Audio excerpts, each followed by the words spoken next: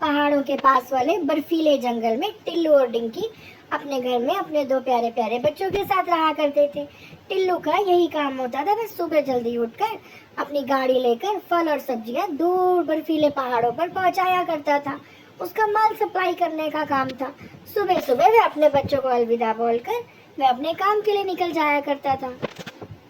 उसका यही नियम था। सुबह सुबह जाते जाते उसे शाम हो जाती। शाम होने तक वह सारा सामान देकर वापस आ जाया करता। अगले दिन फिर उसका यही नियम होता, क्योंकि उसे बहुत दूर और बर्फीले जंगलों में जाना पड़ता था। वह ठंड से बहुत परेशान रहने लगा। अरे आज तो बहुत ठंड है, घर कब पहुंचूंगा, ऐसा सोचते सोचते वह रात में सब्जियां देकर वापस आ रहा था। वापस आते आते उससे रात हो गई। अब तो लगता है आज ज्यादा रात हो गई है, आज तो ठंड भी बहुत है। अभी वह सोच ही रहा था कि सामने से कालू कौवा अपने चाचा के साथ उसकी गाड़ी छीनने आ गए। ए टिल्लू, अपनी गाड़ी से उठ जाओ, नहीं तो मैं तुम्हें गोली मार दूंगा। नहीं नहीं नहीं, मैं जा रहा हूँ, हमें तुम्हारी गाड़ी चाहिए, भागो यहाँ से। और उसके चाचा ने जैसे ही हवा में फायर की, टिल्लू डर के मारे उड़कर अपने घर को भाग गया। डरते डरते उसने शुक्र मनाया कि कहीं उन्होंने मुझे गोली तो नहीं मार दी। मैं घबराया हुआ अपने घर पहुंचा तो चिड़िया बोली, आप इतना हाफ क्यों रहे हो, पानी पियो ना, क्या हुआ। तो टिल्लू कबूतर ने सारी बात सुना दी कि मुझे बंदूक दिखाकर मेरी गाड़ी छीनकर दो बदमाश ले गए हैं। चिड़िया तो कह रही है, अच्छा कोई बात नहीं, तुम परेशान क्यों हो रहे हो।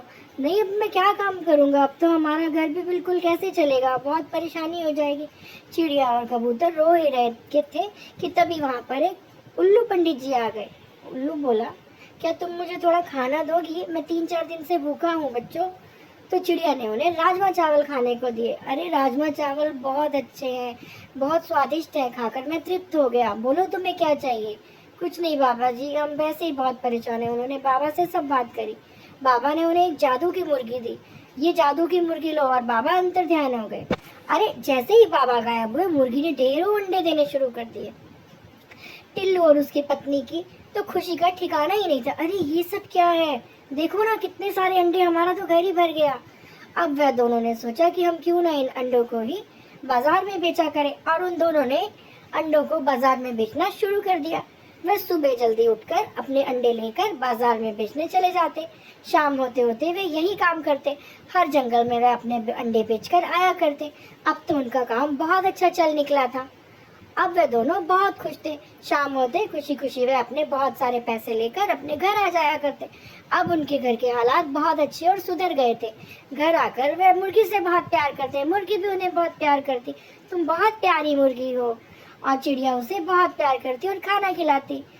मुर्गी भी उन्हें बहुत प्यार करती थी और उनके बच्चों को भी। टिल्लू भी अपने बच्चों को प्यार करने लगा और चिड़िया भी। दिन भर हम चले जाते हैं ना बच्चों, तुम कैसे रहते हो। माँ, हमें मुर्गी बहुत प्यार करती है और अब अंडे भी देती है। अच्छा बच्चों, ठीक है। और फिर वे अपने बच्चों से प्यार करके फिर बोले कि अब तो हमें कोई परेशानी नहीं है, अब तो हमारा अंडों का कारोबार बहुत अच्छा चल निकला है, क्यों ना हम अपने घर की मरम्मत करवा लें। हाँ हाँ, मैं सुबह ही करवाता हूँ। उन्होंने अपने घर की मरम्मत अगले ही दिन करवा ली, क्योंकि सर्दियों में बर्फ पड़ना शुरू हो गया था। अब उनका घर भी पक्का हो गया था और वह खुशी खुशी अपने घर में रहने लगे, क्योंकि अब उन्हें अंडों का काम मिल गया था।